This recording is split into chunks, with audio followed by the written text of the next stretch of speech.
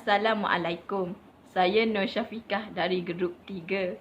Kami akan membincangkan mengenai kegemilangan pada zaman Bani Umayyah dan Bani Abbasiyah. Saya akan mulakan dengan kegemilangan kerajaan Bani Umayyah. Kerajaan Bani Umayyah diasaskan oleh Muawiyah bin Abi Sufyan pada tahun 661 Masihi sehingga 750 Masihi. Antara faktor kegemilangan kerajaan Bani Umayyah ialah kekuatan tentera mereka yang mempunyai semangat untuk mempertahankan negara dan menyebarkan dakwah Islam begitu kuat dalam jiwa setiap tentera Bani Umayyah sehingga dapat meluaskan Islam ke negara India, Afrika Utara dan lain-lain negara. Faktor yang kedua ialah penguasaan ilmu pengetahuan dengan menubuhkan banyak pusat pengajian serta muncul para cendekiawan ekoran dari sikap yang ditanam terhadap rakyat, iaitu membudayakan ilmu dalam kehidupan. Assalamualaikum, nama saya Najmi Kamaruddin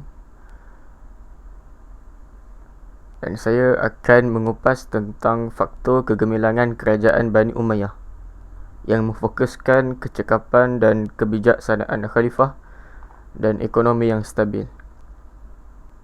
Seperti yang kita tahu, pada zaman Bani Umayyah terdapat 14 khalifah, iaitu bermula daripada Muawiyah bin Abu Sufyan, Yazid bin Muawiyah, Muawiyah bin Yazid, Marwan al-Hakam, Abdul Malik bin Marwan, Al-Walid bin Abdul Malik, Sulaiman bin Abdul Malik, Umar bin Abdul Aziz dan seterusnya.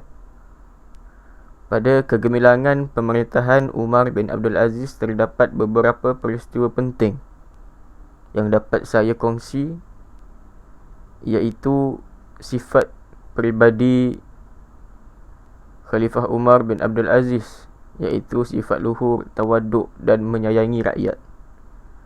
Beliau memecat pegawai yang kurang cekap dan telah menghapuskan jizyah daripada golongan muwali. Beliau melaksanakan hukuman dengan adil, menghapuskan konsep penguasaan wilayah dengan konsep kerajaan Islam, dan ekonomi pada masa itu berada di tahap paling tinggi dan menumpukan bidang pendidikan untuk rakyat. Seterusnya, kita fokus tentang ekonomi yang stabil. Pada zaman Bani Umayyah, hasil pendapatan negara bergantung kepada pertanian dan perdagangan. Seliran air dibina untuk memajukan kawasan pertanian serta kajian, dan penyelidikan dijalankan untuk memajukan sektor ini. Jalan dan pelabuhan dibangunkan bagi memajukan sektor perdagangan. Kapal perang khas dibina untuk mengawal laut dan membanteras lanun. Perusahaan kraftangan dijalankan untuk membuat kiswah Kaabah, sutera dan lain-lain. Pentadbiran Baitul Mal dikemaskini bagi memantapkan keuangan negara, dan hasil negara pada ketika itu adalah bergantung kepada kharaj, jizyah, zakat, usyur, fa'i dan ghanimah. Assalamualaikum, saya Rizwan Birwani. Di sini saya akan menceritakan tentang zaman kegemilangan di kerajaan Bani Abbasiyah di dalam aspek sosial. Di dalam aspek sosial, saya akan tekankan dalam sistem pendidikan. Seperti yang kita tahu, sehingga hari ini, zaman kerajaan Bani Abbasiyah telah terkenal sebagai pusat ilmuwan, para tokoh yang terhebat terkemuka pada zaman dahulu. Jadi di sini saya akan menceritakan bagaimanakah masjid, perpustakaan ataupun yang dikenali sebagai Baltul Hikmah, Istana Khalifah dan juga pusat pengajian pusat pengajian yang dijadikan sebagai pusat pengajian pada ketika itu. Dan seperti yang kita tahu, di zaman kegemilangan kerajaan Bani Abbasiyah, mereka telah melahirkan tokoh-tokoh yang beribawa, seperti contohnya perawi hadis kita, iaitu Al-Bukhari dan Muslim, yang telah mengumpulkan hadis-hadis daripada baginda Rasulullah SAW. Dan juga yang kita tidak lupa, mereka hebat juga daripada segi daripada segi matematik ataupun algebra, di mana melahirkan tokoh seperti Al-Khawarizmi yang telah memperkenalkan algebra kepada dunia. Dan seterusnya juga, tidak lupa di zaman pemerintahan kerajaan Bani Abbasiyah juga merupakan lahirnya seorang tokoh daripada perubatan yang terunggul sehingga hari ini, iaitu Ibnu Sina. Dan Ibnu Sina juga digelar sebagai bapa perubatan sehingga hari ini. Bukan setakat itu juga. Di zaman Bani Abbasiyah terdapat banyak aspek sosial yang mereka lahirkan di dalam sistem pendidikan, contohnya dalam pertanian dan juga nautika ataupun dalam perkapalan pelayaran, serta pembuatan-pembuatan dan juga mechanical yang telah menjadi sebagai